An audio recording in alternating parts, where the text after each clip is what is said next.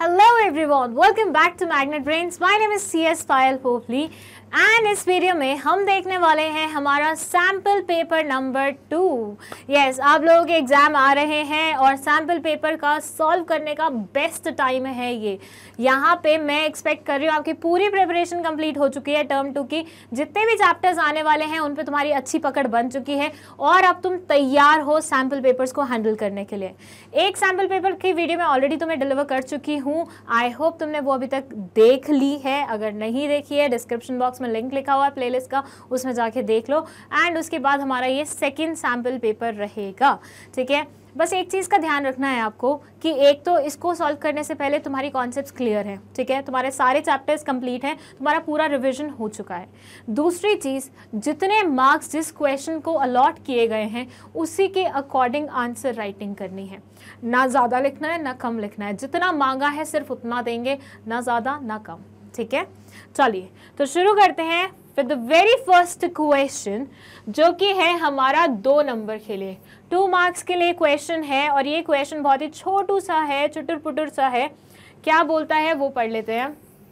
It says, identify the aspects of staffing which are concerned with upgradation of knowledge and skills of the employees.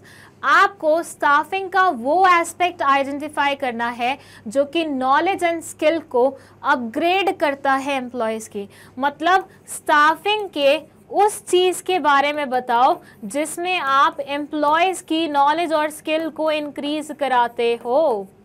कौन सी चीज़ होती है, किस में हम करते हैं ऐसा?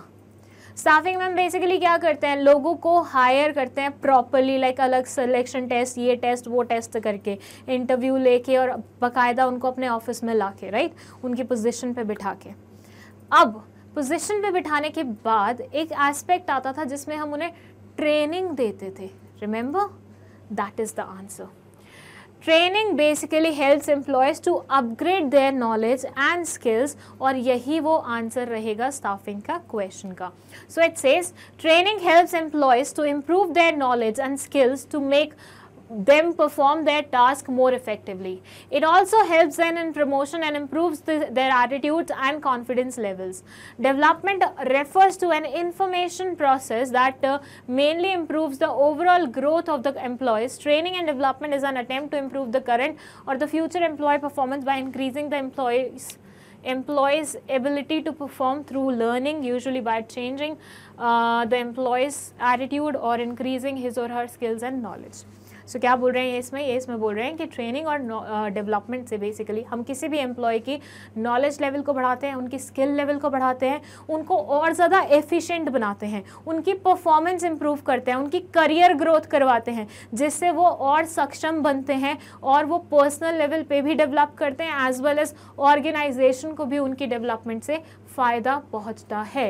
तो स्टाफिंग का कौन सा एस्पेक्ट है, बस थोड़ा सा ध्यान लगाना था, स्टाफिंग के सारे प्रोसेस को याद कर लेना था और आपको पता चल जाता है कि हाँ यार, ट्रेनिंग में हम एम्प्लॉयज़ की नॉलेज एंड स्किल को बढ़ाने का काम करते हैं। ठीक है, अब इसको लिखने का एक और तरीका हो सकता था। क्या हो सकता था? ट्रेनिंग तुम पहले यहाँ तक लिख देते, डेवलपमेंट को तुम नया पैराग्राफ बना के लिख देते, और ट्रेनिंग एंड डेवलपमेंट के बारे में जो बात करी है ये तीसरा पैराग्राफ बन जाता। तो ऐसे पैराग्राफ में बाइफिकेशन हो जाता तो 2 नंबर के अकॉर्डिंग बहुत सही दिखता। आई एम नॉट सेइंग अभी भी कंटेंट कम है, कंटेंट बिल्कुल प्रॉपर है, लेकिन इट जस्ट कि थोड़ा सा प्रेजेंटेशन स्किल्स भी आपको आनी चाहिए। ठीक है, तो जैसे ये लिखा हुआ है एज इट इज़ मत टीपना, तुम पैराग्राफ्स बनाना, हर एक पॉइंट को अलग से लिखोगे, ज़्यादा अच्छा इफेक्ट देगा। ओके, चलो स्क्रीनशॉट ले लो फटाफट इस क्वेश्चन का, फिर हम चलते हैं हमारे सेकेंड क्वेश्चन पे। सेकेंड क्वेश्चन है, चलिए नेक्स्ट क्वेश्चन है क्वेश्चन नंबर 2। ये क्या बोलता है? Rishu's friend Devika works as a finance manager in Perfect Solution Limited.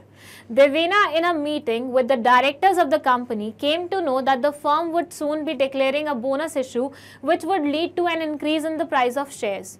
On this basis, Devina advised Rishu to purchase the shares of Perfect Solution Limited, who thus bought the shares. Identify the function of SEBI which can control malpractices like this. देखिए, रिशु एक लड़का है जिसकी दोस्त है Devina. Devina finance manager के रूप में काम करती है परफेक्ट सॉल्यूशंस लिमिटेड में। दिवीना एक मीटिंग में, डायरेक्टर्स के साथ एक मीटिंग हो रही थी, वहां पे दिवीना को पता लगा कि कंपनी बहुत जल्दी बोनस इशू शेयर करने वाली, मतलब बोनस शेयर्स इशू करने वाली है, सॉरी बोनस इशू करने वाली है, not bonus share, bonus issue करने वाली है, जिसकी वजह से शेयर के प्राइसेस बढ़ जाएंगे। On this basis, Devina advised Rishu to purchase the shares of Perfect Solution Limited. अब भाई अंदर की बात पता चल गई देवीना को, तो उसने सोचा क्यों ना मैं अपने दोस्त का भला करा दूं, ऐसे दोस्त भी मुश्किल से ही मिलते हैं वैसे। हाँ, तो इसने ऋषु को फ़ोन लगाया, ऋषु मेरी कंपनी ना ऐसे ऐसे बोनस इशू करने वाली है, तो उससे क्या होगा, शेयर के प्राइसेस बढ़ जाएंगे, तो तू एक काम कर, अभी शेयर्स खरीद ले सस्ते में, फिर जब प्राइसेस बढ़ जाएंगे तो बेच देंगे, मुनाफा कमा लेंगे। अब इस स्टोरी से एज सच कुछ क्वेश्चन नहीं पूछा गया, क्वेश्चन जो पूछा गया है वो ऑल टुगेदर एक अलग क्वेश्चन है। ये बोलते हैं सेबी का वो फंक्शन बताओ which can control malpractices like this. SEBI जो हमारी बनाई गई है बहुत सारे काम करने के लिए, उनका एक ऐसा फंक्शन बताओ जो इस मैल प्रैक्टिस को कंट्रोल करता है, ये इस तरह की मैल प्रैक्टिस को। वैसे ये कौन सी तरह की मैल प्रैक्टिस है, जल्दी बताना जरा मुझे, क्या हो रहा है यहाँ पे। देवीना जो ये ऋषु को एडवाइस दे रही है, इससे एग्जैक्टली हो क्या रहा है, इससे हो रहा है इनसाइडर ट्रेडिंग, ठीक है। और इनसाइडर ट्रेडिंग जैसी मैल प्रैक्टिसेस को रोकने के लिए सेबी क्या फंक्शन करती है वो बताना है आपको। See, it says the protective function implies the role that SEBI plays in protecting the investor interest and also that of other financial participants. Prohibition of fraudulent and unfair trade practices like making misleading statements, manipulations, price rigging, insider trading is the function of SEBI. यहाँ पे SEBI का protective function आ जाएगा। सेबी के बहुत सारे functions होते हैं, regulatory function, protective function, supervisory function, तो यहाँ पे प्रोटेक्टिव फंक्शन आएगा कि इसे अपने इन्वेस्टर्स को, इसको स्टेक होल्डर्स को, शेयर होल्डर्स को प्रोटेक्टेड रखना है ताकि उनके साथ कुछ भी गलत ना हो। और गलत किस किस तरीके से हो सकता है, इन सारे तरीकों से हो सकता है, ठीक है। चलिए, ये बहुत ही सिंपल क्वेश्चन था, आई होप आपको इसमें कोई दिक्कत नहीं गई होगी। फट से इसका स्क्रीनशॉट ले लो, फिर मैं नेक्स्ट क्वेश्चन पे जंप करती हूँ। और ध्यान दो, जब भी मैं कोई क्वेश्चन रीड कर रही हूँ उसके बाद तुम्हें पॉज लेना है और खुद उस पर्टिकुलर क्वेश्चन का आंसर सोचना है। ये नहीं कि तुम कंटिन्यूसली वीडियो देखते जा रहे हो, सारे क्वेश्चन आंसर देखते जा रहे हो, कोई सेंस नहीं बनेगा उस चीज़ का। तुम्हें क्वेश्चन देखना है, फिर you have to pause the video और खुद से आंसर वो करना है, उसके बाद आंसर प्ले, मतलब वीडियो प्ले करके देखना तुम्हारा आंसर मैच कर रहा है कि नहीं कर रहा है, ठीक है।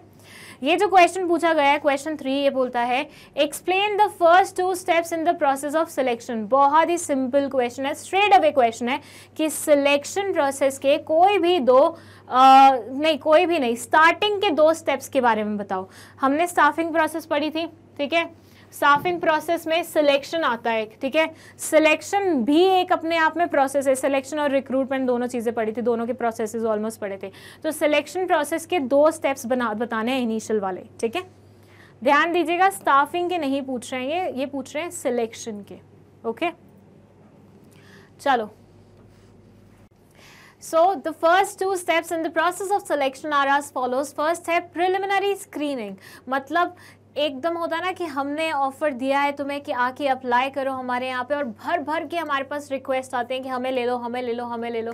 तो ये वो स्टेप होता है जहाँ पे आप बेसिक लेवल की सॉर्टिंग करते हैं कि जो बिल्कुल एक्सट्रीम मिसफिट है उनको हटा देंगे, जो थोड़े बहुत लगते हैं कि हाँ रेलिवेंट हो सकते हैं, पॉसिबिलिटी है, उनको रखेंगे, ठीक है। इससे क्या होता है, जो बिल्कुल काम के लोग नहीं होते, जो आपके जॉब रिक्वायरमेंट के अकॉर्डिंग बिल्कुल फिट नहीं बैठते, उनको निकालने का काम हो जाता है। क्योंकि अगर मान लीजिए बहुत सारे लोग एक पर्टिकुलर जॉब के लिए कंटेस्ट कर रहे हैं, तो आपको उनमें से एक को चूज करना भी बहुत ज़्यादा डिफिकल्ट हो जाएगा, बहुत ज़्यादा टाइम टेकिंग हो जाएगा, और आपको बहुत सारी एनर्जी लगानी पड़ेगी, which you obviously do not want. तो इसमें हम मिसफिट को हटा के जो सिलेक्टेड लोग बचेंगे उनके फिर आगे मतलब टेस्ट कंडक्ट करना शुरू करेंगे।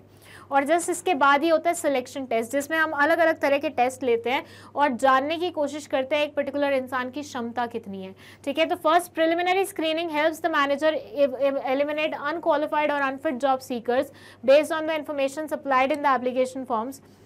Preliminary interviews help reject misfits for reasons which do not appear in the application form. Selection test में ये बोलते हैं employment test is a mechanism either a pencil or a paper test attempts to measure certain characteristics of individuals. These are an exercise that characteristics range from aptitude such as manual dexterity or intelligence to personality. Okay, तो इन्होंने अलग अलग test के बारे में वैसे नहीं बताया, मतलब बहुत सारे टेस्ट होते हैं उसमें जिसमें हम इंसान की पर्सनालिटी जानने की कोशिश करते हैं, उसका इंटेलेक्चुअल लेवल जानने की कोशिश करते हैं, उसका एप्टीट्यूड लेवल जानने की कोशिश करते हैं, वो किसी भी पैनिक वाली सिचुएशन में किस तरह से रिएक्ट करता है, कोई भी बहुत हैवी सिचुएशन आ जाती है तो उस टाइम पे कैसे मैनेज करता है चीज़ों को, उसका बैलेंस कितना बढ़िया है, वो सब देखने की कोशिश करते हैं. ठीक है, तो preliminary screening will be the first step and selection test will be the second step. और हमें सिर्फ 2 ही स्टेप्स बताने थे सिलेक्शन प्रोसेस के. तो अब हम चलते हैं नेक्स्ट क्वेश्चन पे, but before that take screenshot of this thing. Done. चलिए, फोर्थ क्वेश्चन है, AS Limited is a large company engaged in the assembly of air conditioners. Recently, the company had conducted the time and motion study and concluded that on average, a worker can assemble 10 air conditioners in a day. The target volume of the company in a day is assembling 1,000 units of air conditioners. The company is providing attractive allowances to reduce labor turnover and absenteeism. All the workers are happy. Even then, the assembly of air conditioners per day is 800 units only. To find out the reason, the company compared actual performance of each worker and observed through CCTV that some of the workers were busy in wasting time by gossiping. Identify. Okay. चलिए, ये बोल रहे हैं AS Limited एक large company है जो कि air conditioners वो करती है, असेंबल करती है. ठीक है, ACs असेंबल कर रही है basically. Recently company had conducted the time and motion study. अभी कुछ टाइम पहले ही कंपनी ने time and motion study conduct किया और कंक्लूड किया कि on an average a worker can assemble 10 air conditioners in a day. एक वर्कर दिन के 10 ACs असेंबल कर सकता है, इतनी क्षमता है. The target volume of the company in a day is assembling 1,000 units of air conditioners. जो टारगेट इन्होंने पर डे रखा हुआ है वो है 1,000 यूनिट्स का. एक वर्कर कितना कर सकता है? 10 कर सकता है. The company is providing attractive allowances to reduce labor turnover and absenteeism. मतलब कंपनी अपनी तरफ से कोशिश कर रही है कि लोग जो आते हैं उनकी ऑर्गेनाइजेशन में वो जल्दी छोड़ के ना जाए, मतलब कंपनी में लेबर टर्नओवर ना हो, और साथ ही साथ एब्सेंट होने की जो आदत होती है कि भैया हर कभी छुट्टी ले ली, वो थोड़ी कम हो जाए. All the workers are happy. सारे ही वर्कर्स बहुत ज़्यादा खुश हैं. Even the assembly of air conditioners per day is 800 units only. ये सब कुछ होने के बावजूद भी सिर्फ 800 यूनिट्स ही प्रोड्यूस कर पा रहे हैं, जबकि क्षमता कितनी थी? 1000 यूनिट्स की थी. To find out the reason, the company compared actual performance of each worker and observe through CCTV that some of the workers were busy in wasting time by gossiping. जब देखा गया कि भैया क्षमता 1000 की है, सब कुछ हम कर रहे हैं अपनी तरफ से, लोगों को जो जो चाहिए वो उनको दे रहे हैं, फिर भी 800 यूनिट्स ही प्रोड्यूस हो रहे हैं. किस खुशी में? ये 200 का गैप क्यों आ रहा है? तो पता चला कि भैया वर्कर्स आधा टाइम तो बैठ के इधर उधर की बातें करते रहते हैं, गॉसिप करते रहते हैं. ठीक है, अब आइडेंटिफाई क्या करना है वो देखना पड़ेगा.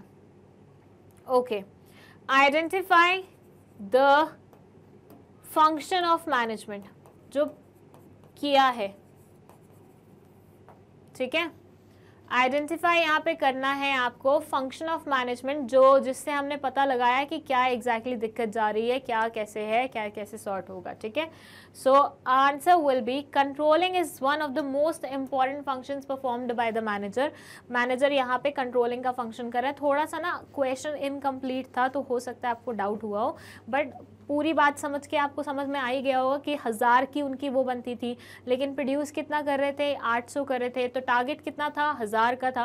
प्रोड्यूस कितना हो रहा था? 800 हो रहा था. 200 की क्या आ रही थी? डेविएशन आ रही थी. और डेविएशन के बारे में हमें किस पर्टिकुलर फंक्शन से पता चलता है? हमें कंट्रोलिंग से पता चलता है. तो मैनेजर यहाँ पे कंट्रोलिंग वाला फंक्शन कर रहा है. In order to seek plan results from the subordinates, a manager need to exercise effective control over the activities of the subordinates. अगर मैनेजर को चाहिए कि भैया हाँ जो टारगेट हमने सेट किया है वो हमें अचीव हो जाए, तो उसके लिए उन्हें लगातार कंट्रोल, इफेक्टिव कंट्रोल रखना पड़ेगा अपने सबऑर्डिनेट्स पे। In other words, controlling means ensuring that the activities in an organization are performed as per the plans. Controlling में basically ये देखा जाता है कि जो भी activities हमने plan की थी वो मतलब वो अच्छे से perform हो रही हैं, वो जितना भी planning था उसी के according execution उसका हो रहा है। Controlling also ensures that an organization's resources are being used effectively and efficiently.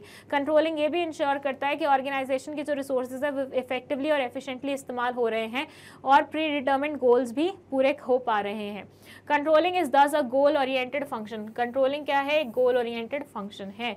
मतलब हम इसमें कोशिश करते हैं कि हमने जो टारगेट सेट किए हुए हैं, हमने जो गोल सेट किए हुए हैं, हमने जो ऑब्जेक्टिव सेट किए हुए हैं, हम उन्हें अचीव कर लें। ठीक है, सो कंट्रोलिंग ये वो फंक्शन है जो कि यहाँ पे परफॉर्म हो रहा है। और ये 1000 और 800 का गैप हमने ऐसे ही पता लगाया। एंड इसमें क्वेश्चन में थोड़ा सा इनकम्प्लीट था ये क्वेश्चन, तो हो सकता है आपको थोड़ा सा डाउट गया हो, लेकिन आई होप अब आपको समझ में आ गया हो। आइडेंटिफाई यही करना था कि मैनेजमेंट का कौन से वाला फंक्शन यहाँ पे पिक्चर में आया हुआ है। चलिए इसका स्क्रीनशॉट ले लीजिए जल्दी से, इसका भी। And now let's move to question number 5. ये भी एक केस बेस्ड क्वेश्चन है, थोड़ा सा लेंदी है, पढ़ लेते हैं क्या बोल रहा है ये बोल रहा है Hema is a permanent employee of a very large company called Global Private Limited. She has been working with the company for last 5 years and is now eligible for retirement benefits as well. She likes her work and performs her responsibilities with due diligence.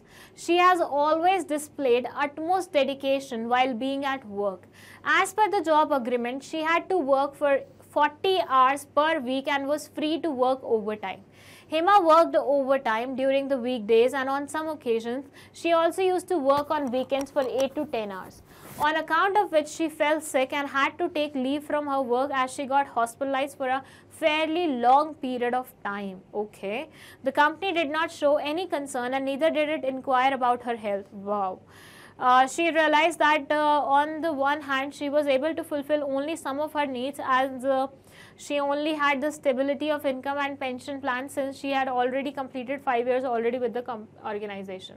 On the other hand, some other needs still remained unfulfilled, which she realized on account of being indifferent attitude of the company during her sickness. Hema thus felt that though her most basic needs are being met as per Maslow's need hierarchy theory, she has a long way to go before her highest level needs are met. Explain the needs of Hema which are being fulfilled and not being fulfilled in the above case. Okay. देखिए हो क्या रहा है, हो ये रहा है कि हेमा एक परमानेंट एम्प्लॉय है एक बहुत बड़ी लार्ज कंपनी की, ग्लोबल प्राइवेट लिमिटेड नाम है उसका। ठीक है, ये कंपनी में ये पिछले 5 साल से ज़्यादा से काम कर रही है। तो 5 साल जो भी इंसान काम कर लेता है उस पर्टिकुलर कंपनी में, उसको रिटायरमेंट बेनिफिट्स मिलने लग जाते हैं, मतलब एलिजिबल हो जाता है वो उस चीज़ के लिए। मिलने नहीं लग जाते, मिलेंगे तो वो रिटायरमेंट के एज पे, लेकिन वो एलिजिबल हो जाता है। She likes her work and performs her responsibilities with due diligence. वो अपने काम को पसंद करती है और अपनी रिस्पॉन्सिबिलिटीज़ को ढंग से परफॉर्म करती है। ड्यू डिलिजेंस के साथ परफॉर्म करना मतलब छोटी से छोटी बारीकी को भी ध्यान में रखते हुए परफॉर्म करना। She has always displayed utmost dedication while being at work. उसने हमेशा पूरी डेडिकेशन दिखाई है काम पे जब काम करते करते। ठीक है, एज पर जॉब अग्रीमेंट के अकॉर्डिंग उसको पूरे हफ्ते में 40 घंटे काम करना पड़ता है और वो फ्री है कि वो ओवर टाइम भी करना चाहे तो कर सकती है। तो वो कभी कभी क्या कर देती है, 40 घंटे तो काम करती है, साथ में वीकडेज में थोड़ा बहुत और ओवर टाइम कर देती है, कभी कभी तो वीकेंड्स पे भी 8 से 10 घंटे की ड्यूटी कर देती है। अब वो इतना तुम काम करोगे तो क्या होगा, तुम सिक पड़ोगे, मतलब तुम बीमार हो जाओगे। तो वही हुआ इसके साथ, ये बीमार पड़ गई और बीमार भी पड़ी तो लंबे समय के लिए बीमार पड़ गई। और उस टाइम इसने रियलाइज़ किया कि ऑफिस से तो कोई इसे पूछने भी नहीं आया, इससे बात भी नहीं करी, इसको बोला भी नहीं फ़ोन करके, एक बार बॉस ने बोला भी नहीं कि क्या हो गया तुम्हारे साथ, बुरा हो गया, ब्ला ब्ला स्टफ। तो कोई कंसर्न ही नहीं था ऑफिस वालों की तरफ से। तो उसने रियलाइज़ किया कि भैया मैस्लो नीड हायरार्की थ्योरी जो होती है उसके अकॉर्डिंग कुछ तो इसकी नीड्स पूरी हो चुकी है, कुछ बेसिक नीड्स तो ये मेट कर चुकी है, क्योंकि पैसा वैसा स्टेबिलिटी थी, इनकम की, पेंशन प्लान्स थे, रिटायरमेंट वगैरह सब था। लेकिन कुछ अभी भी नीड्स हैं जो अभी पूरी होनी बाकी हैं। अब यहाँ पे इस वाली लाइन को थोड़ा सा अच्छे से पढ़ना, क्योंकि तुम्हें आंसर का जो मेन कंटेंट है वो यहीं से मिलेगा कि भैया उसको स्टेबिलिटी तो मिल गई है इनकम की, पेंशन प्लान्स भी हैं उसके, लेकिन आगे का क्या है वो नहीं पता। ठीक है। तो अब आपको बताना है जो चीज़ यहाँ पे वो ये है कि मैस्लो नीड हायरार्की थ्योरी जो आपने पढ़ी हुई है उसके अकॉर्डिंग हेमा की कौन सी नीड्स पूरी हो चुकी हैं और कौन सी नीड्स पूरी होनी बाकी हैं, ठीक है। तो ये दोनों चीज़ें यू हैव टू टेल। चलिए पहले तो स्क्रीनशॉट लो इसका अच्छे से, पॉज करके या तो रीड करो, बहुत ही प्यारी केस स्टडी है, बहुत बढ़िया केस स्टडी है और आंसर बनना चाहिए तुम लोगों से, क्योंकि बहुत तसल्ली से मैंने मैस्लो नीड हायरार्की थ्योरी पढ़ाई थी तुम्हें। डन। चले फिर आंसर देखने, पहले आंसर दिमाग में खुद लाओ फिर मेरे वाला आंसर देखना, ताकि पता लगे कि कितना आता है तुम्हें। Okay, so the need of Hema which is being fulfilled is security needs. Once an individual's physiological needs are satisfied, the needs for security and safety become salient. People want to experience order, predictability and control in their lives. These needs can be fulfilled by family and society. Example, police, schools, business and medical care. The need of Hema which is not being fulfilled is belongingness needs and esteem needs. ये जो basic needs होती हैं physiological, ये इसकी पूरी हो गई थी क्योंकि स्टेबिलिटी थी इनकम में। फिर उसके बाद सिक्योरिटी वाली नीड्स होती हैं, वो पूरी हो गई थी क्योंकि पेंशन प्लान्स वगैरह सब सेट हो गए थे, रिटायरमेंट वगैरह सब हो गया था। लेकिन ये हमारी जो ऊपर की नीड्स रहती है, belongingness need, self esteem need, ये सब इसकी पूरी नहीं हुई थी।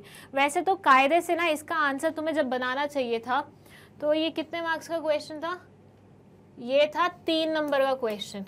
तो तुम्हें कायदे से ये पूरा मैस्लो नीड हायरार्की थ्योरी बनाना चाहिए था और उसके एक्सप्लेनेशन में लिखना चाहिए था कि ये नीड्स पूरी हो चुकी हैं, ये नीड्स पूरी नहीं हुई हैं। वो ज़्यादा अच्छे से तुम्हारे एग्जाम मतलब आंसर को रिप्रेजेंट करता, ठीक है। तो instead of writing in a paragraph, draw this Maslow need hierarchy theory वाला डायग्राम और उसके साथ तुम एक्सप्लेन करो कि ये चीज़ें हुई हैं, ये चीज़ें नहीं हुई हैं, ठीक है। डन। स्क्रीनशॉट लेना है तो ले सकते हैं।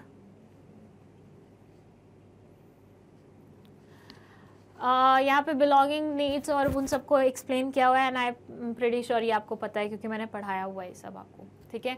Let's move to question number 6। ये क्या बोलता है? Explain briefly how directing facilitates introduction of needed changes in the organization, brings stability and balance in the organization.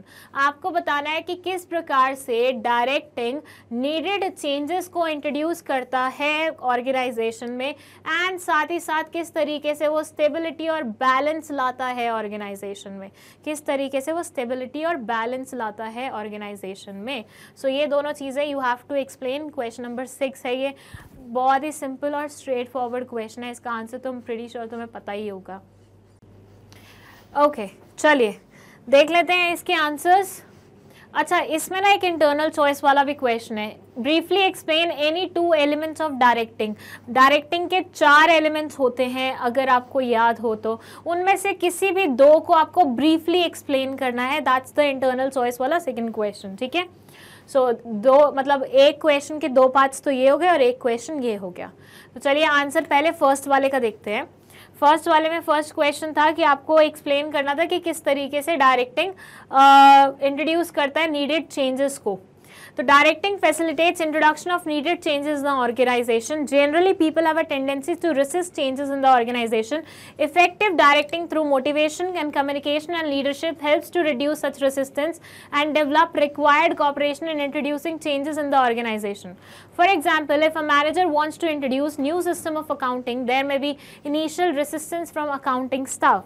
देखिए, ये बोलते हैं कि जब भी कोई चेंज आता है तो यूजुअली लोग उसे रेसिस्ट करते हैं, क्योंकि हम लोगों को ना आदत हो जाती है, हमारा ह्यूमन नेचर होता है कि हम जिस स्टेट में होते हैं ना उसमें रहना हमें पसंद होता है। कोई भी नया चेंज आता है तो हमें लगता है यार क्यों आ रहा है यार, क्योंकि हमें दोबारा से मेहनत करनी पड़ेगी ना, और वो मेहनत से यूजुअली लोग डरते हैं, या फिर वो इतने कंफर्टेबल हो जाते हैं कि उनको लगता है यार जो जैसा चल रहा है उसको वैसा चलने दो ना। लेकिन चेंजेस तो कभी रुकता नहीं है, चेंजेस तो हमेशा आएंगे आपकी लाइफ में। तो यहाँ पे डायरेक्टिंग की मदद से आप चेंजेस का जो रेसिस्टेंस होता है, जो लोग यूजुअली चेंज को प्रेफर नहीं करते, उसे रोकने की कोशिश करते हैं, तो ये लोग आपको थोड़ा सा मोटिवेट करके, लीड करके ढंग से, मतलब जो प्रॉपर मैनेजर होता है वो डायरेक्टिंग पर्पज से, डायरेक्टिंग के फंक्शन से आपको प्रॉपरली मोटिवेट करेगा, आपको प्रॉपरली कम्युनिकेट करके आपको लीड करते हुए उस पर्टिकुलर चेंज के लिए थोड़ा सा अडेप्टेबल बनवाएगा, ठीक है। जैसे अगर मान लीजिए आप मेरे स्टूडेंट्स हैं, ठीक है, कुछ चेंज आया है CBSE की तरफ से, अब आप लोग एकदम ऐसे हो गया कि क्या है यार, सीबीएसई को पहले रखना चाहिए था, हमें मज़ा नहीं आ रहा, चेंज नहीं होना चाहिए, ये वो। पर मैं तुम्हें समझा रही हूँ, बीइंग अ टीचर मैं तुम्हें एक्सप्लेन कर रही हूँ कि ये चेंज तुम्हारे भले के लिए, इस चेंज से तुम बहुत कुछ सीखोगे, इस चेंज से लाइफ के एक नए पहलू को तुम देख पाओगे, राइट। तो ऐसे में मैंने तुम्हें एक्सप्लेन किया तो उस चीज़ का तुम्हारे पर कुछ तो इम्पैक्ट आएगा, तुम्हें बोलेगा हाँ यार मैम ठीक बोल रहे हैं, शायद ये हमारे भले के लिए आया है, शायद इससे हमारा फ़ायदा ही हो जाएगा, तो चलो एक बार ट्राई करके देखते हैं। बिल्कुल वैसा ही कुछ होता है। तो डायरेक्टिंग यस इंडीड चेंजेस लाने में मदद करती है ऑर्गेनाइजेशन के, ठीक है। सेकेंड ये बोलते हैं but if the manager second नहीं, उसी के आगे का पार्ट लिखा हुआ है, but if a manager explains the purpose providing training and motivates with additional rewards the employ may accept change and cooperate with manager. जो सेम चीज़ मैंने आपको हिंदी में समझाई वही लिखी हुई है। सेकेंड क्वेश्चन का जो आंसर है वो है effective directing helps to bring stability and balance in the organisation since its fosters cooperation and commitment among the people and helps to achieve balance among various groups activities and the departments. ये बोलते हैं कि directing से stability आती है organisation में, balance maintain होता है ऑर्गेनाइजेशन में, क्योंकि कॉपरेशन इंप्रूव होता है, अलग अलग डिपार्टमेंट्स में अलग अलग लोगों में जो कॉपरेशन होता है वो इंप्रूव होता है, जिसकी वजह से स्टेबिलिटी इंट्रोड्यूस हो जाती है and helps to achieve balance among various groups. बहुत सारे ग्रुप्स के बीच में बैलेंस अचीव करने में भी मदद करता है, ओके। और फिर इंटरनल चॉइस वाला क्वेश्चन, 2 एलिमेंट्स को वो करना था, motivation, supervision, then communication and leadership. ये 4 हमारे एलिमेंट्स थे, उसमें मोटिवेशन सबसे पहले लिखा हुआ है। मोटिवेशन मीन्स इंसाइटमेंट और इंड्यूसमेंट टू एक्ट और perform in the context of an organisation. It means the process of making subordinates to act in a desired manner to achieve certain organisational goals. It is the process of stimulating people to action in order to accomplish desired goals of the firm. ये बोलते हैं motivation का मतलब होता है incitement और inducement जगाना किसी इंसान के अंदर किसी पर्टिकुलर चीज़ को लेके थोड़ी सी उत्सुकपन जगाना, सो दैट वो अपनी तरफ से उसके लिए काम करना शुरू कर दे, स्टिमुलेट करना लोगों को। It is an internal feeling of an employee. ये वाली लाइन थोड़ी इंपॉर्टेंट है, इंटरनल फीलिंग मोटिवेशन में हमेशा इस्तेमाल करना। ये एक इंटरनल फीलिंग है एम्प्लॉयज़ की and leads to goal directing attitude and behaviour. Motivation primarily on the okay same stuff, मतलब कुछ ज़्यादा अच्छी डेफिनेशन नहीं लिखी हुई है, अगर तुम लिखने बैठोगे तो ये वाली मत लिखना, अपनी तरफ से बनाना जो मैंने पहले पढ़ाई हुई है। लीडरशिप ये बोलता है it is the process of persuading people to strive willingly for group goals and objectives. A good leader should have many qualities. Some of them are courage, willpower, conviction, judgment, enthusiasm, knowledge, integrity, confidence, etc. Though in reality all these qualities cannot be present in a single person and at times do not always contribute to success.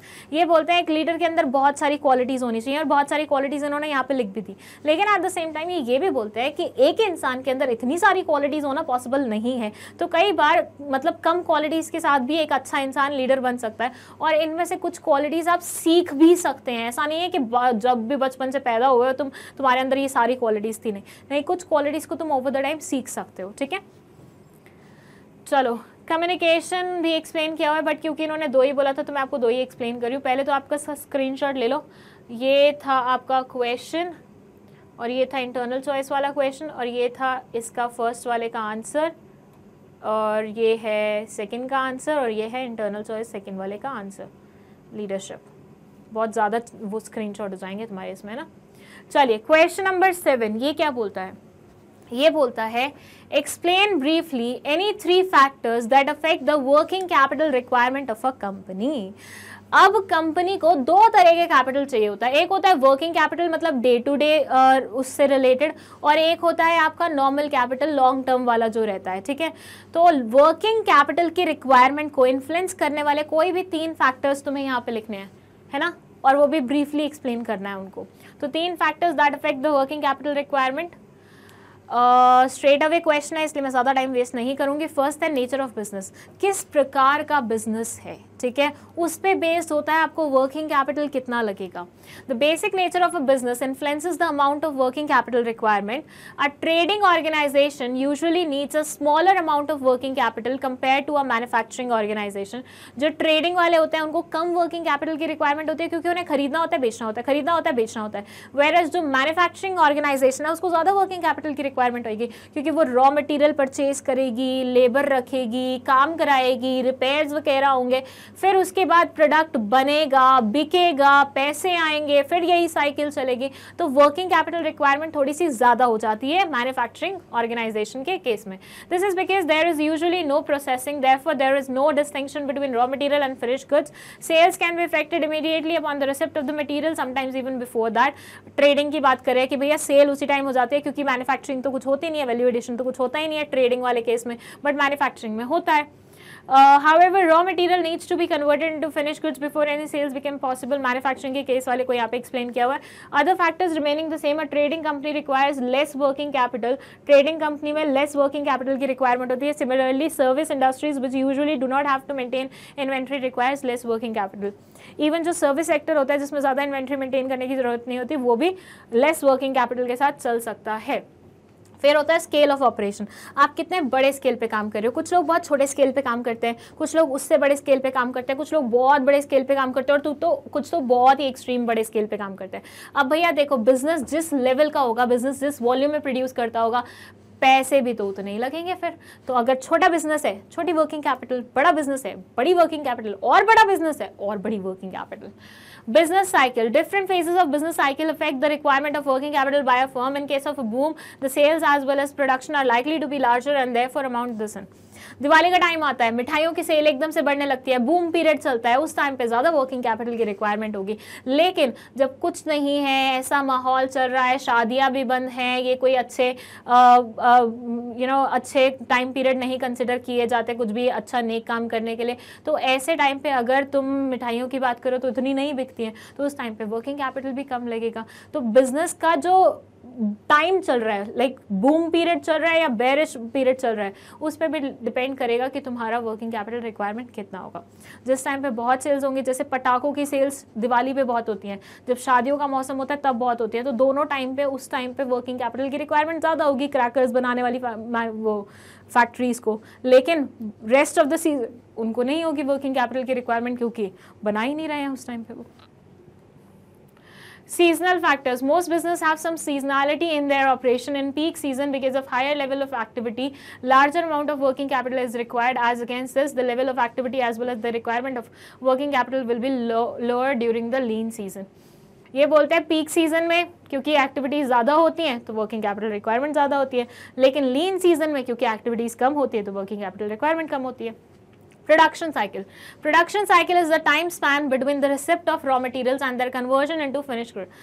Production cycle का मतलब होता है raw material कब खरीदें और उसको product बनने में, मतलब फाइनल प्रोडक्ट बनने में कितना टाइम लगेगा, उन दोनों पीरियड का गैप जो होता है उसको प्रोडक्शन साइकिल बोलते हैं। तो ये कितना लंबा है उस पर भी डिपेंड करता है। अगर ये बहुत ज़्यादा लंबा है तो वर्किंग कैपिटल आपको ज़्यादा लगेगी, अगर ये कम है तो पैसा वापस आता रहेगा तो वर्किंग कैपिटल की रिक्वायरमेंट कम होगी।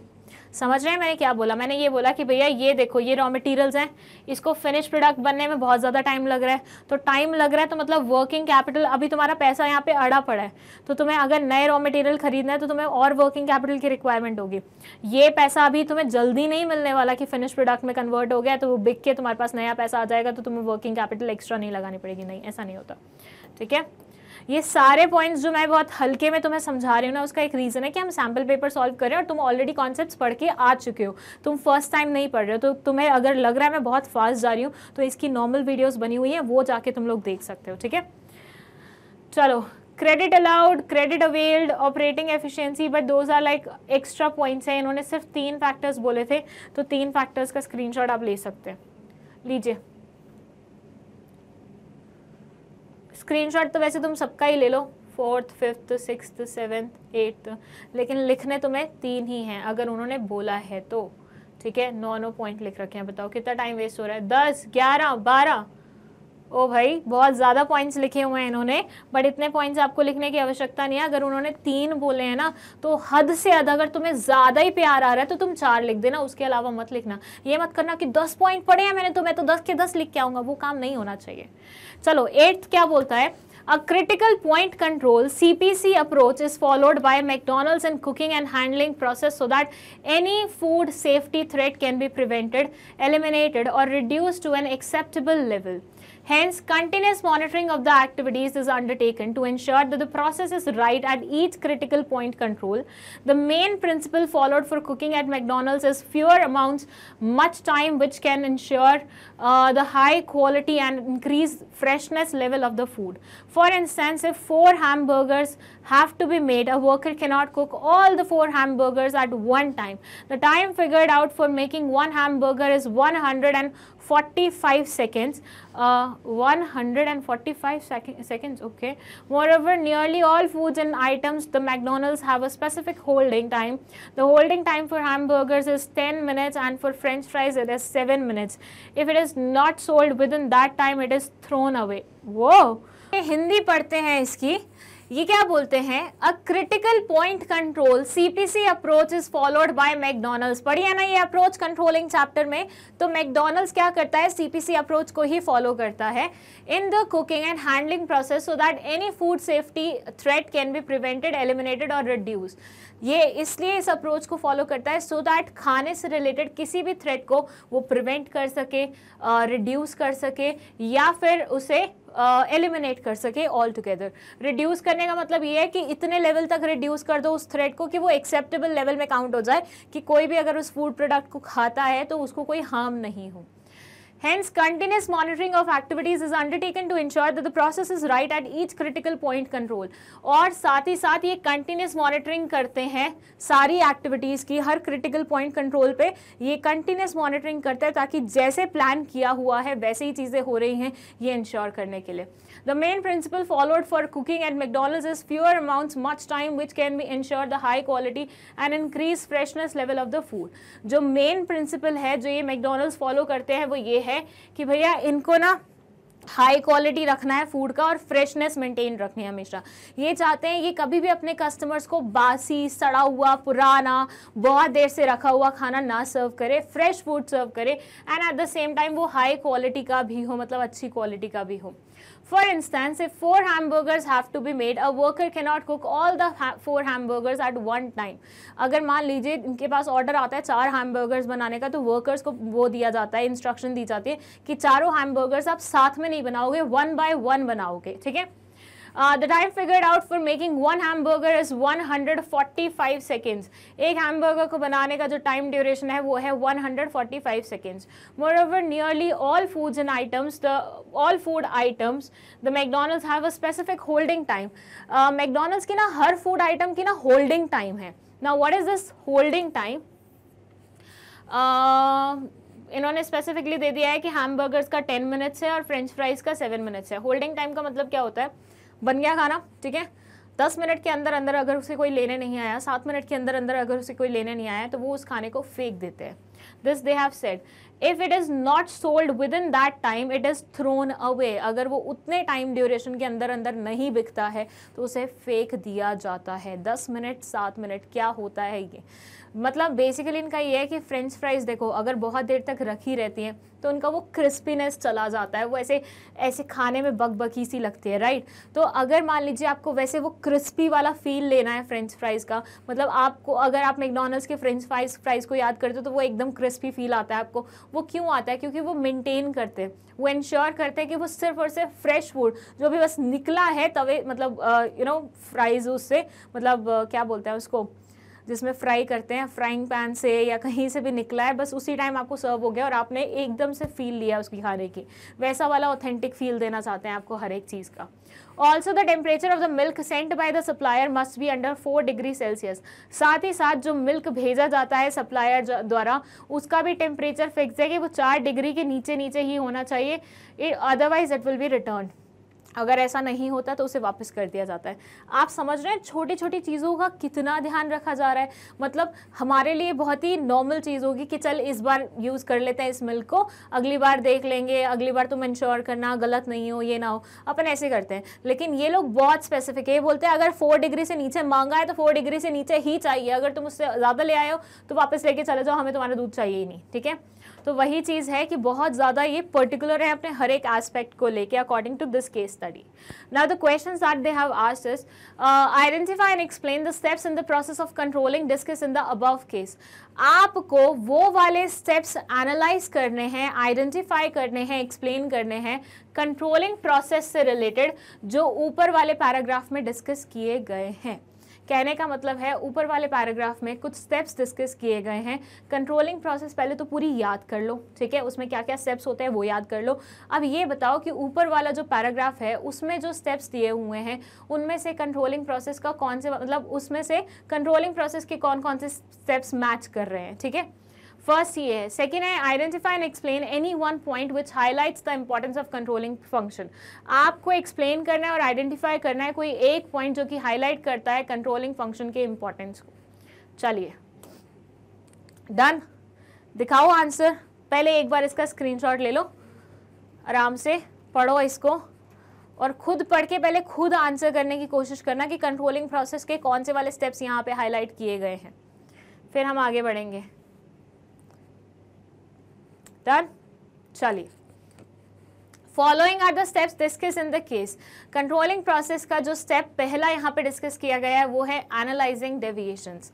सम deviations in performance can be expected in all activities. It is therefore important to determine the acceptable range of the deviations. Also deviation in key areas of the business need to be attended more urgently as compare to the deviation in certain insignificant areas. Critical point control and management by exception should be used by a manager in this regard. ये बोलते हैं कि भैया देखो, deviation तो हर काम में आती ही आती है, बट आपको चूज करना है आपके लिए एक्सेप्टेबल डेविएशन कितनी होंगी. ठीक है, आपके लिए एक्सेप्टेबल डेविएशन कितनी होंगी. एंड कंपनी के जो की एरियाज होते हैं ना, कंपनी के जो की एरियाज होते हैं उनमें डेविएशन आपको नहीं लानी चाहिए. उनमें अगर हल्की सी भी डेविएशन आती है तो उसे अर्जेंटली एड्रेस करो, उसको जल्दी से देखो और संभालो, क्योंकि वहाँ पे कोई भी डेविएशन आना कंसिडर किया जाएगा गलत. ठीक है, critical point control and management by exception should be used by manager in this regard. और मैनेजर को critical point control as well as management by exception जैसे टूल्स को इस्तेमाल करके इन सारी प्रॉब्लम्स को एड्रेस करना चाहिए. ठीक है, तो analysing deviation is the first step. और सेकेंड है टेकिंग करेक्टिव एक्शन. मतलब अगर मान लीजिए कभी भी आपको लगता है कि डेविएशन आ रही है और डेविएशन एक्सेप्टेबल लिमिट्स के बियॉन्ड आ रही है, क्योंकि एक्सेप्टेबल लिमिट्स के विद इन आएगी तब तो आपको कुछ करने की जरूरत नहीं है. भाई मुझे लग रहा था 19 या 20 मार्क्स आने चाहिए, नहीं, मुझे लग रहा था मेरे 20 मार्क्स आने चाहिए, बट मेरे 19 मार्क्स आ गए. 19-20 एक ही बात हुई. लेकिन मेरे को लग रहा था मेरे 20 मार्क्स आने चाहिए, मुझे 10 मार्क्स मिले हैं, तो यहाँ तो डेविएशन बहुत ज़्यादा हैवी है. तो इसके लिए मैं क्या कर सकती हूँ? उसके लिए मैं करेक्टिव एक्शन ले सकती हूँ. तो taking corrective action, no corrective action is required when the deviation are within the acceptable limits. अगर डेविएशन एक्सेप्टेबल लिमिट्स के विद इन होती है तो कोई करेक्टिव एक्शन लेने की जरूरत नहीं होती. However when the deviation go beyond the acceptable range, specially in the important areas, it demands immediate managerial attention so that deviation do not occur again and standards are accomplished. Corrective action might involve training of employees if the production target could not be met. Similarly, if an important project is running behind schedule, corrective action might involve assigning of additional workers and equipment to the project and permission of overtime work. अच्छा, यहाँ पे इन्होंने example दिया है कि अगर मान लीजिए कोई प्रोजेक्ट अपने टाइम के बियॉन्ड चल रहा है, मतलब अब पीछे चल रहा है. फॉर से मुझे एक प्रोजेक्ट 1 महीने में ख़त्म करना है जिसका आधा काम 15 दिन के अंदर अंदर कंप्लीट हो जाना चाहिए था, लेकिन आज 20वां दिन हो गया है और मेरा आधा काम भी कंप्लीट नहीं हुआ है. मतलब मैं प्रोजेक्ट के जो टाइम ड्यूरेशन मैंने फिक्स करी हुई थी उसके बियॉन्ड चल रही हूँ. तो इस टाइम पे मुझे क्या करना चाहिए? या तो एडिशनल वर्कर्स को इस प्रोजेक्ट पे लगाना चाहिए या फिर ओवर टाइम कराना चाहिए. राइट, तो ये करेक्टिव एक्शन हो जाएगा. उसका एग्जाम्पल है. एग्जाम्पल अगर आप दे रहे होंगे तो उसे अलग से लिखिएगा पैराग्राफ में, ऐसे साथ में मत लिखिएगा. ठीक है, तो ये दोनों हो गए आपके फर्स्ट क्वेश्चन के आंसर. फटाफट इनका स्क्रीनशॉट लो, फिर हम सेकंड क्वेश्चन पे जाएंगे. फाइन, चले सेकंड क्वेश्चन पे. सो सेकेंड क्वेश्चन बोलता है following are the point which highlights the importance of controlling function in above text. ऊपर वाले टेक्स्ट में जो 2 पॉइंट्स हैं जो इंपॉर्टेंस को दर्शाते हैं वो है अकम्पलिशिंग ऑर्गेनाइजेशनल गोल्स और making efficient use of resources.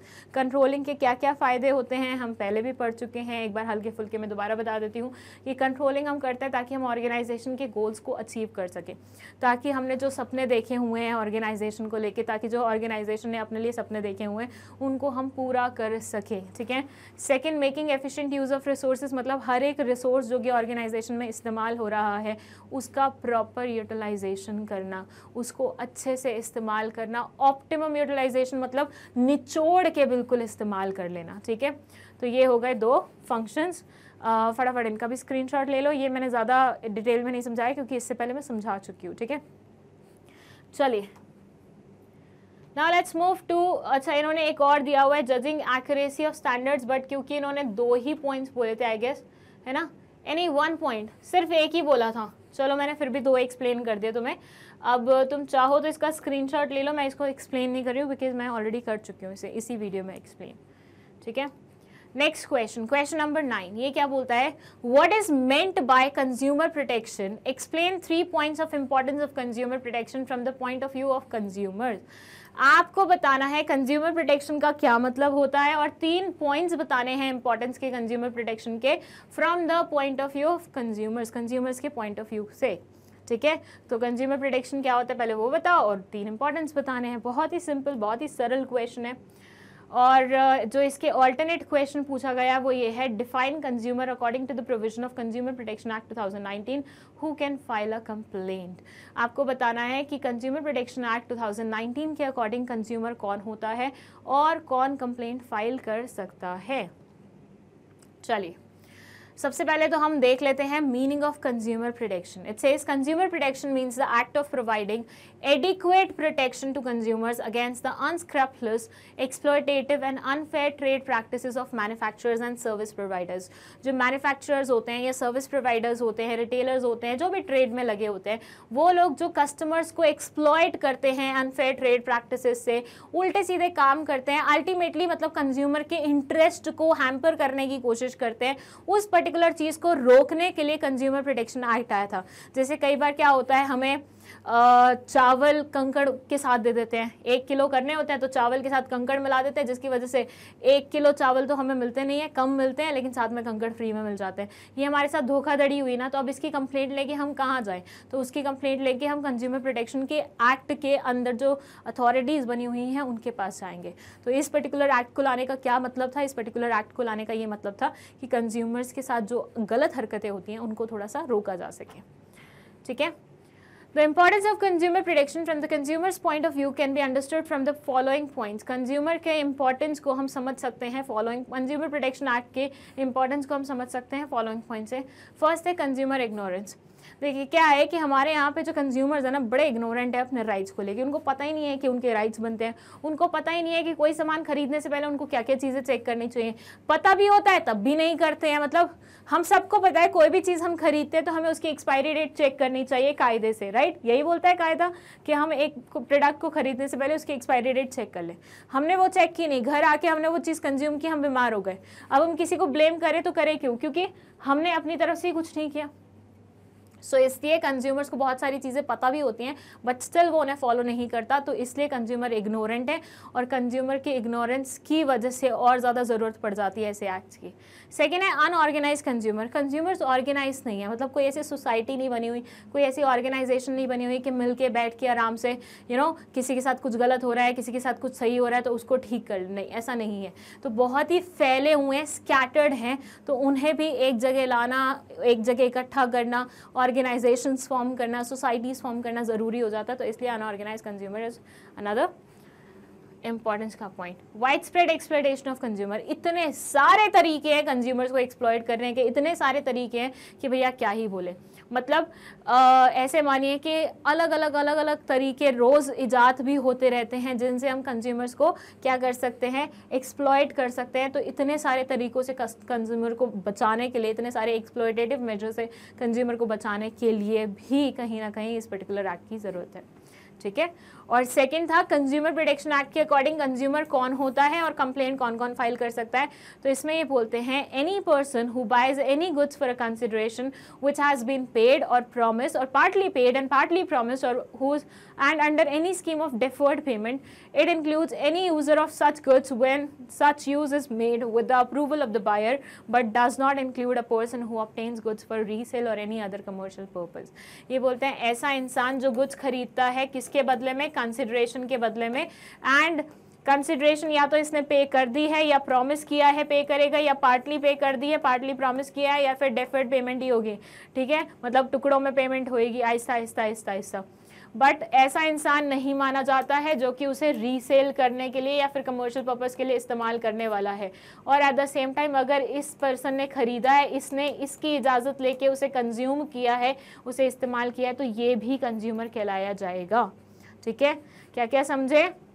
ये समझे कि कोई भी इंसान अगर मान लीजिए मैं कोई चीज़ खरीद के आती हूँ, चाहे मैंने उसकी पेमेंट करी है या मैं बाद में प्रॉमिस कर रही हूँ कि बाद में दूंगी, दोनों ही सिनेरियो में मैं कंज्यूमर कहलाई जाऊँगी। कोई चीज़ मैं खरीद के आई हूँ, मेरे भाई ने इस्तेमाल कर लिया मुझसे परमिशन लेके, तो वो भी कंज्यूमर कहलाया जाएगा। मैं अगर खरीद के लाई हूँ उसे आगे बेचने के लिए, तो मैं कंज्यूमर नहीं कहलाई जाऊँगी। ये सारी चीज़ें ना आपको याद रखनी है। क्यों? क्योंकि ये एक तो एक्ट की लैंग्वेज है and at the same time act की लैंग्वेज होने के साथ साथ ये बेसिकली आपको MCQ फॉर्मेट में क्वेश्चंस के रूप में मिल सकती है। तो अगर आपकी पकड़ नहीं है इस पर्टिकुलर डेफिनेशन में तो दिक्कत हो जाएगी। और पूरे बुक में एक ही तो डेफिनेशन है जो आपको एज इट इज़ रटनी है, एक्ट के अकॉर्डिंग जो डेफिनेशन, तो आराम से कर सकते हो और वो इतनी सिंपल भी है, इतनी कोई डिफिकल्ट नहीं है, राइट। चलिए, सेम जैसे गुड्स का केस है वैसे सर्विसेज का केस है। सर्विसेज कोई लेता है किसी और के लिए वो करता है, तो वो सारी केसेस मतलब सेम एस्पेक्ट उस पर कवर हो जाएगा। कंप्लेंट किस द्वारा फाइल की जा सकती है? एक consumer on behalf of numerous consumers, मतलब बहुत सारे कंज्यूमर्स के बिहाफ में एक कंज्यूमर अगर कंप्लेंट फाइल कर रहा है, कोई इकलौता कंज्यूमर खुद के लिए ही कर रहा है, कोई रजिस्टर्ड कंज्यूमर एसोसिएशन है वो फॉर्म कर रही है, या फिर स्टेट गवर्नमेंट या सेंट्रल गवर्नमेंट, या फिर अगर कोई कंज्यूमर मर जाता है तो उसके पीछे जो बचते हैं वो उसके बिहाफ पे कर सकते हैं। ठीक है, नेक्स्ट क्वेश्चन पे आने से पहले चलो पहले इसका स्क्रीनशॉट ले लो यहाँ से, नहीं पहले क्वेश्चन का स्क्रीनशॉट ले लीजिए। Second part, this is the answer of first part, फटाफट स्क्रीनशॉट लो, इसका भी लो, ये सेकेंड पार्ट का आंसर शुरू हो गया। और ध्यान रखना इंटरनल चॉइस वाले क्वेश्चन में बार बार बोल रही हूँ, सिर्फ एक ही क्वेश्चन अटेम्प्ट करना है, दोनों क्वेश्चन अटेम्प्ट करने की बेवकूफ़ी बिल्कुल मत करना। ठीक है, 10th क्वेश्चन बोलता है to promote orderly and healthy growth of securities market and protection of investors, securities and exchange board of India was set up. With reference to this statement explain the objectives of security and exchange board of India. Orderly और healthy growth securities market की करने के लिए और protect करने के लिए investors को सेबी एग्जिस्टेंस में आया था। अब आपको बताना है with reference to the above statement, जो ऊपर स्टेटमेंट दी हुई है उसके रेफरेंस में आपको securities and exchange board of India के ऑब्जेक्टिव्स को एक्सप्लेन करना है। ठीक है, बहुत ही सरल क्वेश्चन है। सेबी के बहुत सारे ऑब्जेक्टिव्स होते हैं, उस पर्टिकुलर लाइन को ध्यान में रखते हुए आपको उसके ऑब्जेक्टिव्स को एक्सप्लेन करना है। So let's see the answer.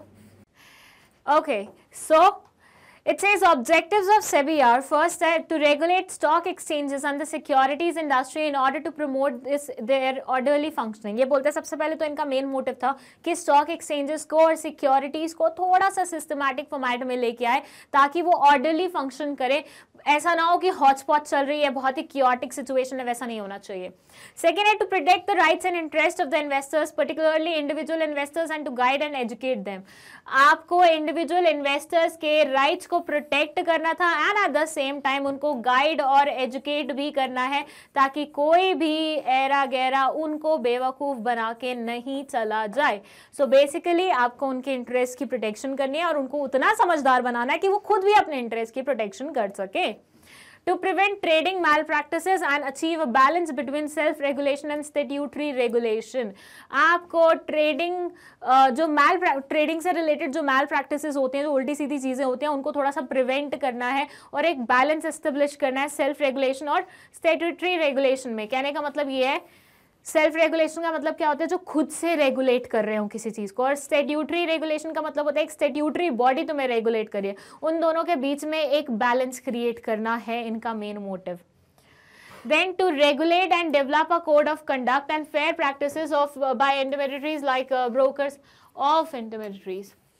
Okay, so basically इनको रेगुलेट करना है और एक कोड ऑफ कंडक्ट एस्टेब्लिश करना है, किसके लिए? मिडलमैन्स के लिए, जैसे ब्रोकर्स होते हैं, एजेंट्स होते हैं, इन सब के लिए कोड ऑफ कंडक्ट बना दो कि तुम ऐसा कर सकते हो, तुम ऐसा नहीं कर सकते, तुम्हें ये करना अलाउड है, तुम्हें ये करना नहीं अलाउड है, ठीक है, वो भी करना सेबी का मेन काम है।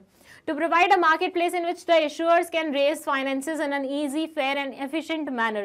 आपको एक ऐसा मार्केट प्लेस बनाना है जहां पे इशुअर्स को आराम से पैसा मिल जाए। मतलब इशुअर कौन होते हैं? जो शेयर्स इशू करते हैं। फॉर से मेरी कंपनी को पैसे चाहिए तो मेरी कंपनी शेयर्स इशू करेगी तो मैं इशुअर कहलाई जाऊंगी। अब मेरी कंपनी को पैसा चाहिए इसीलिए तो हम मार्केट में उतरे हैं, और मार्केट में उतरे हैं तो पैसा मिलना भी चाहिए ना, फेयर एंड ट्रांसपेरेंट वे में।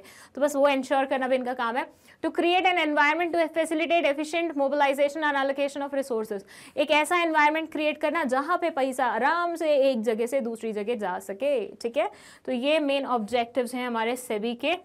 फटाफट इसका स्क्रीनशॉट ले लीजिए। इसके बाद 2 और क्वेश्चंस हैं इस सैम्पल पेपर में। ये सैम्पल पेपर बस इतना ही बड़ा था तो जल्दी से स्क्रीनशॉट लो फिर ताकि हम आगे चले। ये 3 लास्ट के points. And now let's talk about the question number 11. Okay, ये एक case based question है। Let's see क्या बोलता है ये। There were 2 vacancies for the post of associate managers in Gyan Electrics Private Limited. Part, the human resource manager identified one suitable candidate, Vishwas, from within the organization and promoted him to the post of assistant manager. मैंने पहले भी associate पढ़ दिया, क्या उसको assistant manager है।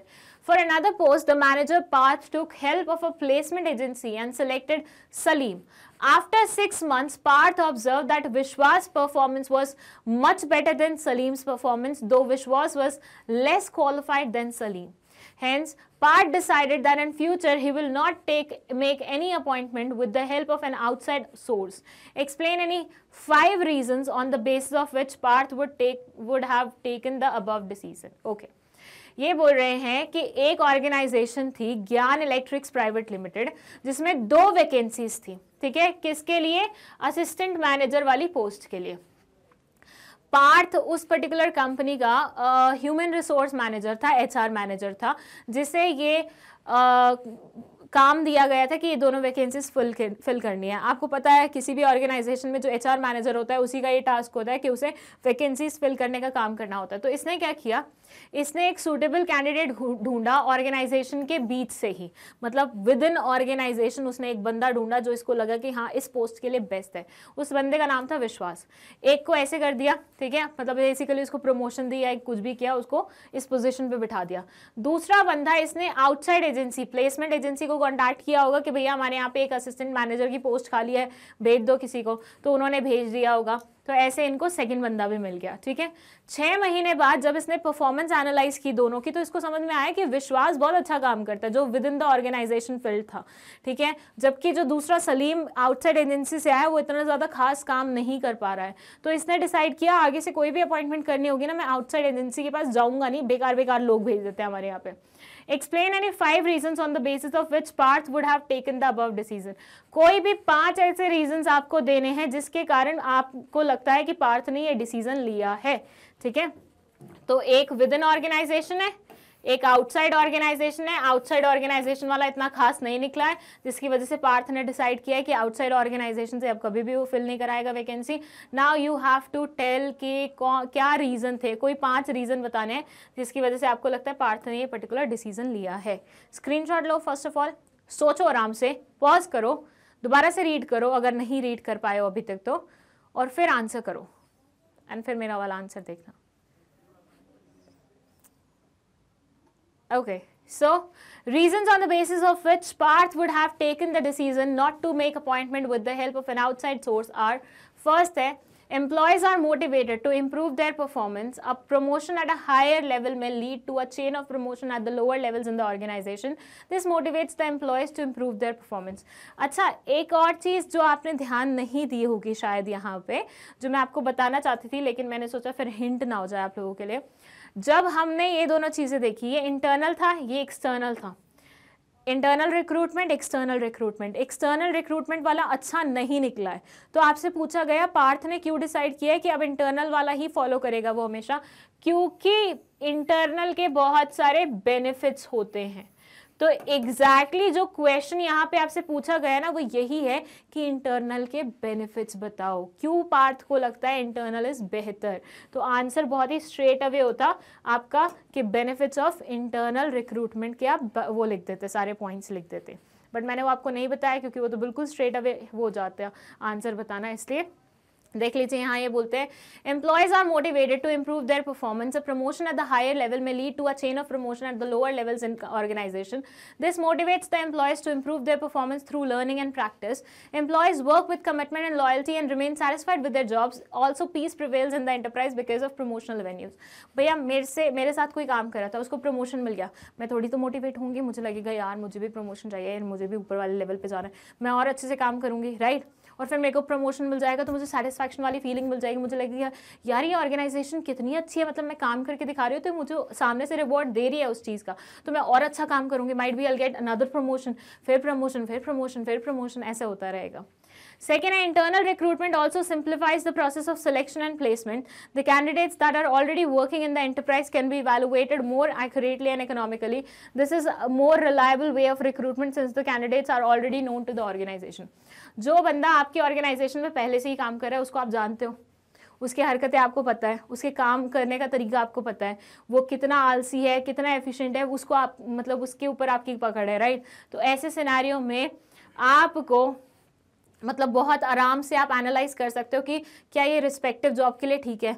Instead of that बंदा जो बाहर से आ रहा है, हो सकता है पहली मुलाकात में आपको लगे यार ये बंदा कितना सही है यार, इसको रख लेते हैं, और जब वो ऑफिस में आया है एक्चुअली काम करने के लिए ही इज़ वेरी इनएफिशिएंट, तो उसके बारे में तो कोई गारंटी आप दे नहीं सकते। लेकिन ये जो जानकार बंदा है जो ऑलरेडी आपकी ऑर्गेनाइजेशन में था उसकी तो आप गारंटी ले सकते हो क्योंकि उसका काम तो आपने देखा है ना ओवर द टाइम। तो जान पहचान वाली चीज़ भी ज़्यादा हो जाती है।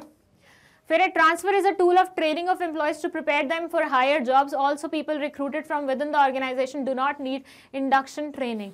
ये बोलते हैं ट्रांसफर करने से, एक जॉब से दूसरी जॉब पे ट्रांसफर करने से एक इंसान का दिमाग ज़्यादा खुलने लग जाता है। कैसे खुलने लग जाता है, पहले उसने एक पर्टिकुलर एरिया की नॉलेज इकट्ठी की है, फिर वो दूसरे एरिया की नॉलेज इकट्ठी करेगा, फिर तीसरे की, तो उसको पता है कितनी सारी एरियाज़ की नॉलेज हो गई है। And at the same time उसको इंडक्शन ट्रेनिंग की भी रिक्वायरमेंट नहीं होती। इंडक्शन ट्रेनिंग मतलब आप ऑर्गेनाइजेशन में आए हो तो इनिशियली जो बेसिक आपकी ट्रेनिंग होती है वो भी आपको नहीं चाहिए क्योंकि आप पुराने इंसान हो, है ना, आप ऑलरेडी एक बार वो ट्रेनिंग ले चुके हो।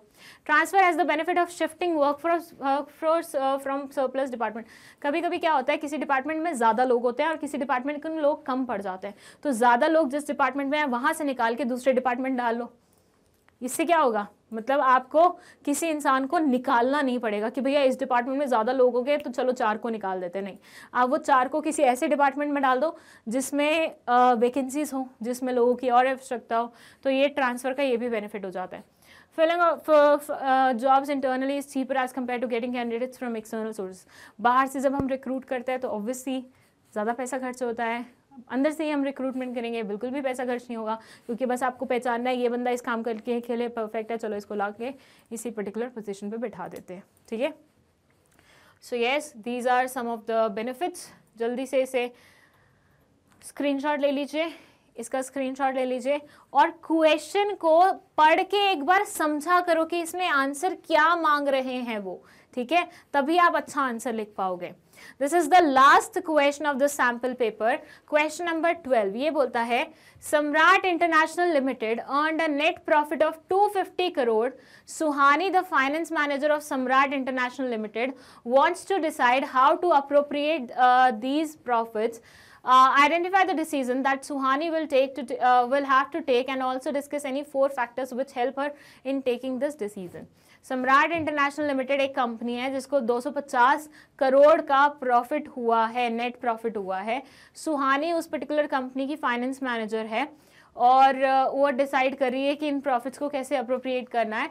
Identify the decision which Suhani will have to take and also discuss any 4 factors which help her in taking this decision.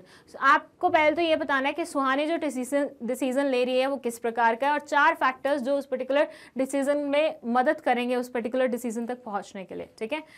तो छोटू सा क्वेश्चन है लेकिन दिमाग लगाने वाला क्वेश्चन है। जल्दी से सोचो इसका आंसर क्या हो सकता है, फिर मैं आपको दिखाती हूँ, फिर आप मैच करना कि आपका आंसर मैच कर रहा है इससे कि नहीं कर रहा है। एंड अभी आप उस स्टेट पे पहुंच चुके हो या फिर आपको पहुंच जाना चाहिए था जहां पे आपको हर एक क्वेश्चन का आंसर बन पा रहा है। ये मत करना कि ये नहीं आया ये नहीं आया, अभी ये भी पढ़ना है वो भी पढ़ना है। अभी बहुत कम दिन रहते हैं पेपर के लिए, तो जितना हो पाए जल्दी से खत्म करो अपना सिलेबस अगर किसी का बच गया, और जिनका हो चुका है वो ज्यादा से ज्यादा क्वेश्चन प्रैक्टिस करके देखो। ज्यादा दिन नहीं है अब आपके हाथ में, आपको बिजनेस स्टडीज में बहुत अच्छा स्कोर करना है, फॉर दैट मैटर आपको सारे एग्जाम में बहुत अच्छा स्कोर करना है, तो अच्छे से अपनी वो लगाओ, मेहनत करो। ठीक है, लास्ट क्वेश्चन का आंसर दिखाओ। अच्छा, इसमें एक इंटरनल चॉइस वाला क्वेश्चन भी है, ये भी देख लो। Smart stationery limited wants to raise funds of 40 lakh for its new project. Smart stationery limited 40 lakh rupees raise करना चाहती है एक नए प्रोजेक्ट के लिए। The management is considering the following mix of debt and equity to raise this amount. Management जो है वो डेट और इक्विटी का कॉम्बिनेशन सोच रही है। कौन सा कॉम्बिनेशन है? ये कॉम्बिनेशन है। पहले सिनेरियो में 40 लाख पूरा इक्विटी से रेज करने की कोशिश कर रहे हैं, दूसरे में 30 लाख इक्विटी से, 10 लाख डेट से, और तीसरे में 10 लाख इक्विटी से, 30 लाख डेट से। ठीक है, तो बिल्कुल इसका उल्टा हो गया यहाँ पे। Other details are as follows: interest rate on debt 9%, face value of equity shares ₹10, ₹100 each, tax rate 30%, earning before interest and tax 8 lakh rupees. बहुत सिंपल क्वेश्चन है, इस प्रकार के क्वेश्चन बहुत सारे सॉल्व करवाए मैंने आप लोगों को, तो आई होप आपसे ये बन जाए। चलिए, under which of the three alternatives will the company be able to take advantage of trading on equity? Now I hope आपको trading on equity का मतलब पता है। ये मत करना कि आपको इसका मतलब ही नहीं पता। तीनों अल्टरनेटिव में से कौन से वाले एक अल्टरनेटिव में ट्रेडिंग ऑन इक्विटी का एडवांटेज मिलेगा? सेकंड क्वेश्चन है, does earning per share always rise with increase in debt? क्या अर्निंग पर शेयर हमेशा राइज करता है डेट के साथ इंक्रीज होने में?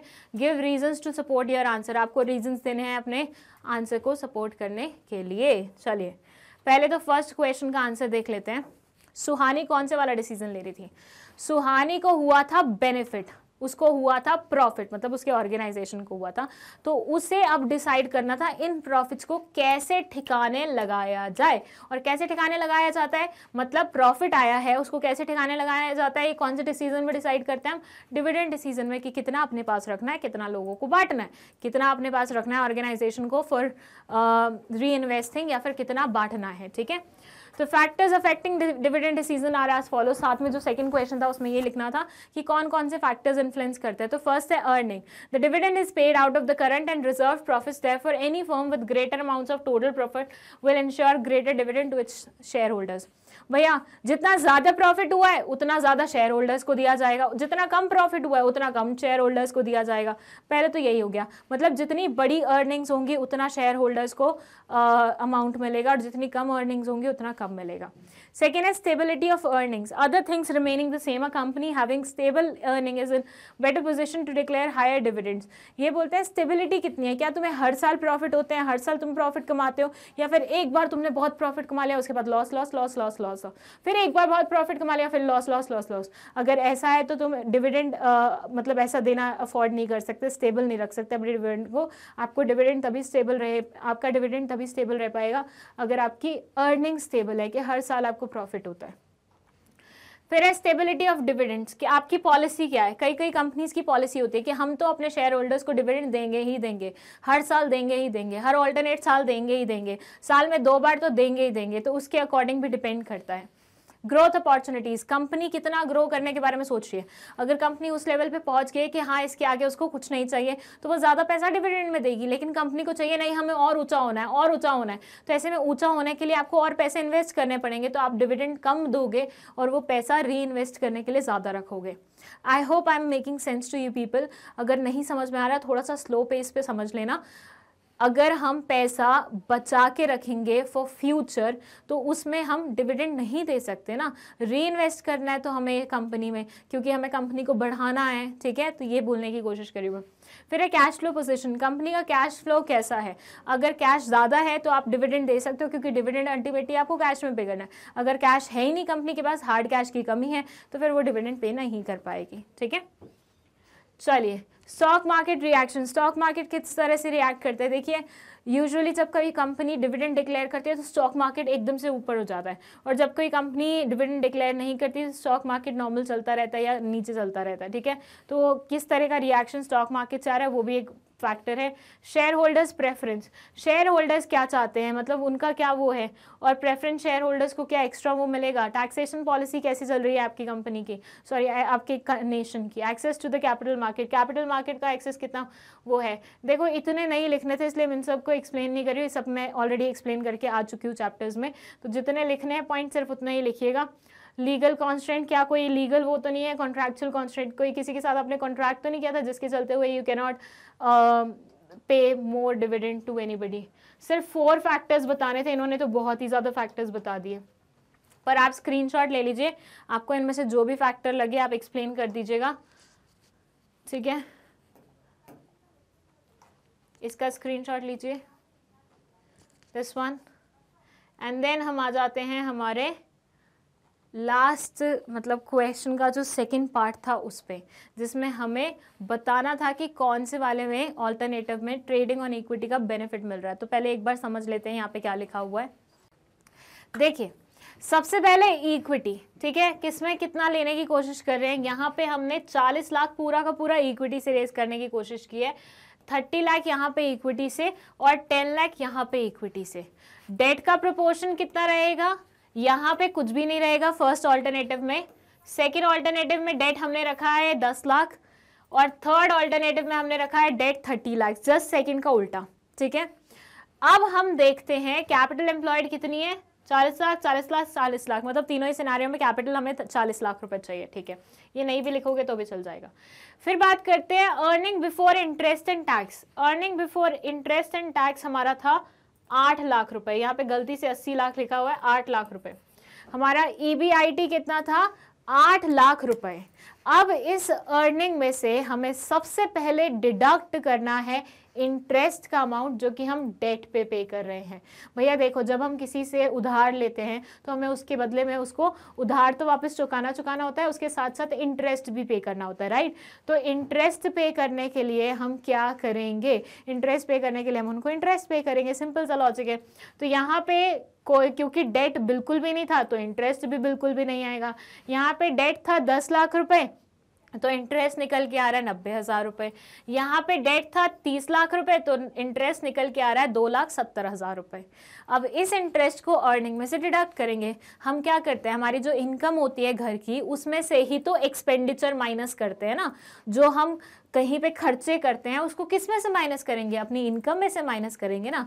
यहाँ इंटरेस्ट हमारा क्या है, खर्चा है, तो उसे किस में से माइनस किया जाएगा, आपकी इनकम में से किया जाएगा। तो आपकी अर्निंग में से हमने इंटरेस्ट को डिडक्ट कर दिया। उसके बाद हमारा आएगा अर्निंग बिफोर टैक्स, ठीक है, या इसे बोल सकते हैं earning after interest but before tax. मतलब अभी इस अमाउंट में से हमने टैक्स पे नहीं किया, लेकिन इस अमाउंट में से हमने इंटरेस्ट का अमाउंट डिडक्ट कर दिया है।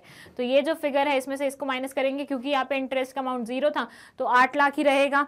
यहाँ पे इंटरेस्ट का अमाउंट था 90,000 तो यहाँ पे आपका अर्निंग बिफोर टैक्स आ जाएगा 7,10,000 रुपए और यहाँ आ जाएगा 5,30,000 रुपए, ठीक है। बस इस अमाउंट में से इस अमाउंट को माइनस करना है। आई होप आपको समझ में आ रहा है, बहुत बेसिक चीज़ें हैं, आराम से समझना, ठीक है। फिर टैक्स लगाना है 30% फ्लैट रेट से। अब 80 लाख पे, सॉरी 8 लाख पे 30% कितना बनेगा टैक्स, 2,40,000 रुपये। यहाँ पे बनेगा 2,13,000 रुपये, यहाँ बनेगा 1,59,000, ठीक है। क्यों यहाँ पे कम बन रहा है, क्योंकि ऑलरेडी यहाँ पे अर्निंग कम है। अर्निंग कैसे कम है, क्योंकि उसमें से इंटरेस्ट का अमाउंट माइनस हुआ है। इंटरेस्ट का अमाउंट यहाँ पे ज़्यादा क्यों है, क्योंकि यहाँ पे डेट का प्रोपोर्शन ज़्यादा है, ठीक है। फिर है अर्निंग आफ्टर टैक्स पेमेंट, यहाँ पे आएगा 5,60,000 रुपये, यहाँ पे आएगा 4,97,000, यहाँ पे आएगा 3,71,000। यहाँ तक तो आपको लग रहा होगा ऑल्टरनेटिव 1 कितना सही है, इसमें कितनी ज़्यादा अर्निंग आ रही है। लेकिन अब हम इस अर्निंग को डिवाइड करेंगे नंबर ऑफ शेयर से, ताकि हमें पर शेयर कितना अमाउंट है अर्न किया हमने वो पता चले। तो यहाँ पे क्योंकि 40 लाख रुपए पूरा का पूरा आपने इक्विटी से रेस किया था तो 40,000 से वो कर देंगे 14 रुपए निकल के आएगा। यहाँ पे क्योंकि आपकी इक्विटी 30 लाख थी तो यहाँ पे 16.57 आएगा। यहाँ पे आपकी इक्विटी सिर्फ 10,000 रुपये थी तो यहाँ पे 37.1 आएगा। तो सबसे ज़्यादा अर्निंग पर शेयर किस में आया? थर्ड वाले ऑल्टरनेटिव में आया। इस ऑल्टरनेटिव में डेट का अमाउंट सबसे ज़्यादा था, लेकिन eight the same time earning per share भी सबसे ज़्यादा आया। डेट का अमाउंट सबसे ज़्यादा था and at the same time earning per share भी सबसे ज़्यादा आया। ठीक है, इसको बोलते हैं ट्रेडिंग ऑन इक्विटी। मतलब बेसिकली आपको उस चीज़ में ज़्यादा मुनाफा हो रहा है जहाँ पे डेट का प्रोपोर्शन आया है। लेकिन उसके बाद इन्होंने पूछा क्या हमेशा डेट इंक्लूड करने से अर्निंग पर शेयर बढ़ जाता है? तो ऐसा बिल्कुल भी नहीं है। No, earning per share does not always rise with increase in debt. EPS decreases when the 4 + 1 = 5, company can not earn greater profit than the value of debt. ठीक है, ये वाली लाइन आपको अभी समझ में नहीं आएगी यहाँ पे, लेकिन अगर आपने मेरी वीडियोस देखी हुई वहाँ पे मैंने अच्छे से एक्सप्लेन किया था एग्जांपल की मदद से कि इस तरीके से वर्क करता है। बस ये दिमाग में रखो, ट्रेडिंग ऑन इक्विटी का बेनिफिट मिलता है, मतलब डेट का प्रोपोर्शन ऐड करने से ओवरऑल कैपिटल में हमें अर्निंग पर शेयर इंक्रीज करने का मौका मिल जाता है, लेकिन up to an extent only. उसके बियॉन्ड वो ड्रॉप डाउन होना भी शुरू हो जाती है। तो ट्रेडिंग ऑन इक्विटी की लिमिटेशन है वो एक पॉइंट तक ही सही बैठती है, उसके बाद वो गिरना शुरू हो जाएगी। ठीक है, सो दैट्स द थिंग। चलिए फटाफट इसका स्क्रीनशॉट ले लीजिए, लेकिन ध्यान रखिए ये 8 लाख रुपए है, यहाँ पे गलती से लिखा हुआ है ऐसा। फटाफट लो स्क्रीनशॉट एंड देन इसका, एंड इसी के साथ हो जाता है हमारा सैम्पल पेपर नंबर 2 भी कंप्लीट। अब हम देखेंगे अपना सैम्पल पेपर नंबर 3 और उसके बाद आने वाले हैं प्रीवियस ईयर क्वेश्चंस की वीडियोस। सो कोई भी वीडियो आपको स्किप नहीं करनी है। ज़्यादा लेंदी वीडियोस मैं बना ही नहीं रही हूँ, 1-1.5 घंटे की मैक्स टू मैक्स वीडियो है, जिसे आप चाहें तो स्पीड इंक्रीज करके भी देख सकते हैं। और मेरा मेन मोटिव मई में ही ये वीडियोज़ बनाने का ये था कि आप पेपर के इमीडिएटली पहले ये सारी वीडियोज़ देखें जिनसे दिमाग में चीज़ें रहें आपके। देखिए बहुत बार ऐसा होता है प्रीवियस ईयर क्वेश्चन से या सैम्पल पेपर में से बहुत सारे कॉमन क्वेश्चन उठ के आपके पेपर में आ जाते हैं। तो अभी अभी तुम पढ़ोगे ना ये सारी चीज़ें, और 17 मई को जब तुम अपना पेपर दे रहे होगे तो बहुत सारी चीज़ें जो कॉमन होंगी वो तुम्हारे दिमाग में बैठी होंगी और तुम फट आंसर लिखोगे। ठीक है, so that's the main motive. इसलिए एक भी वीडियो स्किप नहीं करनी है। आई नो बोर्ड्स हैं और भी बहुत सारे सब्जेक्ट हैं, सारे पढ़ने हैं तुम्हें, लेकिन बिजनेस स्टडीज से पहले ना तुम्हारा अकाउंट्स है ना तुम्हारा इकोनॉमिक्स है, जो कि जो 3 मेन सब्जेक्ट्स होते हैं, राइट।